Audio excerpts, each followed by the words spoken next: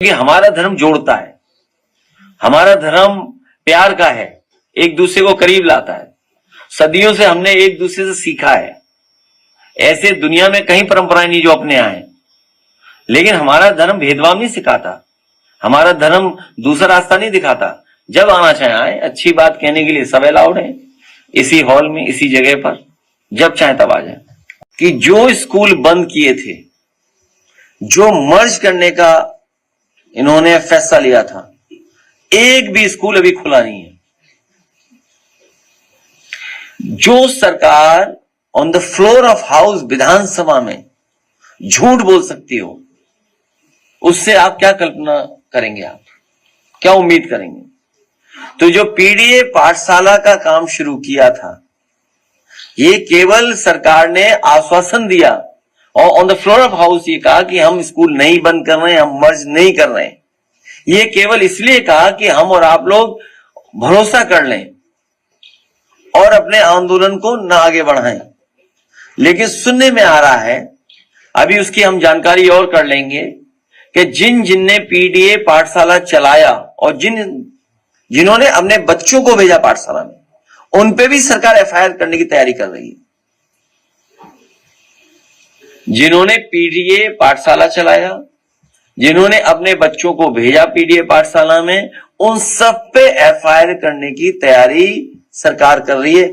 इससे ज्यादा झूठी सरकार क्या हो सकती है? आखिरकार सरकार ये बताए कि खाद कहां है, और वो अखबार कह रहा है कि सरकार का पक्ष छाप देता है कि खाद हर जगह है।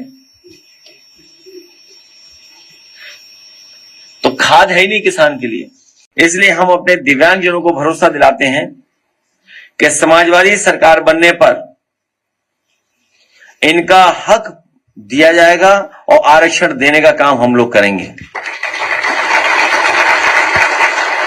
और जो सरकारी दुकानें बनती हैं, जिस तरह समाजवादी सरकार में दुकानें बनाई गई थी, किसान बाजार बनाए गए थे, जगह जगह बाजारों को बड़े रूप में बनाया गया था। ये जो प्लासियो मॉल है, ये भी सरकारी मॉल था, लेकिन सरकार आते ही इन्होंने बेच दिया।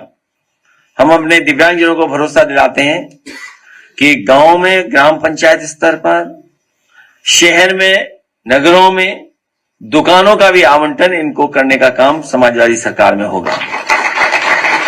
और उनके लिए अगर हमें आर्थिक सहयोग करना पड़ेगा तो आर्थिक सहयोग भी देने का काम करेंगे।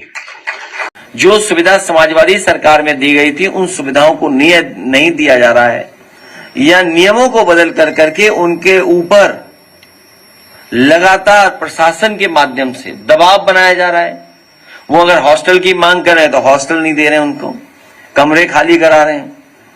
खाने का इंतजाम था, वो खाने का अच्छा इंतजाम नहीं दे पा रहे हैं। वहीं यूनिवर्सिटी में और जो सुविधाएं थी वो भी रोक दी गई उनकी। उन पे झूठे मुकदमे भी हैं कुछ साथियों पर, तो वो भी अपना ज्ञापन देकर के अभी हमें गए हैं।